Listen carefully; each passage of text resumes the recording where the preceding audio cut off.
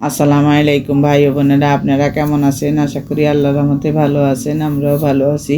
আজকে আমরা সিমের বিচি রান্না করব। প্রথমে আমি সিমের বিচিগুলো ছিলে নিয়েছি আর কাতল মাছ দিয়ে রান্না করব। কাতল মাছ আমি লবণ হলুদ দিয়ে ভাজি করে নিয়েছি, বেগুন কেটে নিয়েছি, টমেটো কেটে নিয়েছি, আর পেঁয়াজ কেটে নিয়েছি, কাঁচামরিচ কেটে নিয়েছি, ধনেপাতা কেটে নিয়েছি। এবার আমি রান্নাটা শুরু করব। প্রথমে আমি পাতিল বসিয়ে তেল গরম দিয়ে দিয়েছিলাম। এবার তেল গরম হয়ে গেছে, আমি পেঁয়াজ কাঁচামরিচ দিয়ে দিয়েছি। পেঁয়াজ কাঁচামরিচগুলো হালকা ভেজে তারপর বাকি মশলা দিচ্ছি।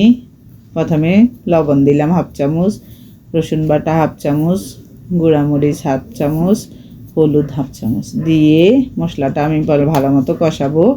কষিয়ে সিমের বিচিগুলো দিয়ে দিব।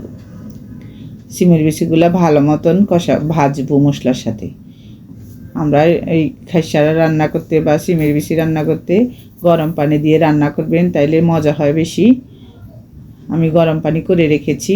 এবার ভালো মতো সিমের বিচিগুলো ভেজে বেগুন দিয়ে দিলাম।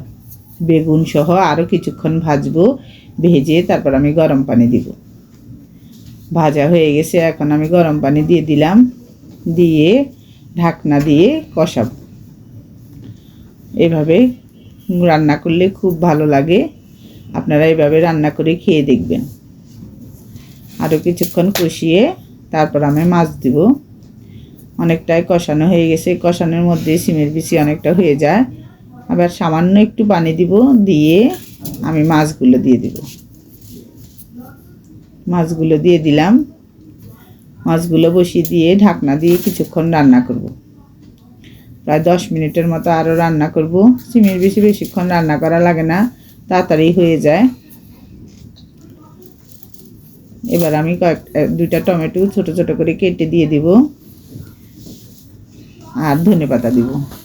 দিয়ে ঢাকনা দিয়ে 2-3 মিনিট রেখে আমি নামিয়ে নেব।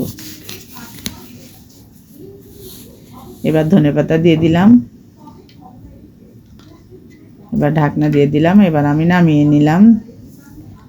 কত সুন্দর কালার হয়েছে। এভাবে আপনারা রান্না করে খেয়ে দেখবেন। আর আমাদের রান্নাটা যদি ভালো লাগে লাইক কমেন্ট শেয়ার করে দিবেন, আর ফেসবুকে ফলো করে দিবেন। দেখুন কত সুন্দর হয়েছে। আজ এ পর্যন্ত। আল্লাহ হাফেজ। যে যেখানে আছেন ভালো থাকেন, সুস্থ থাকেন।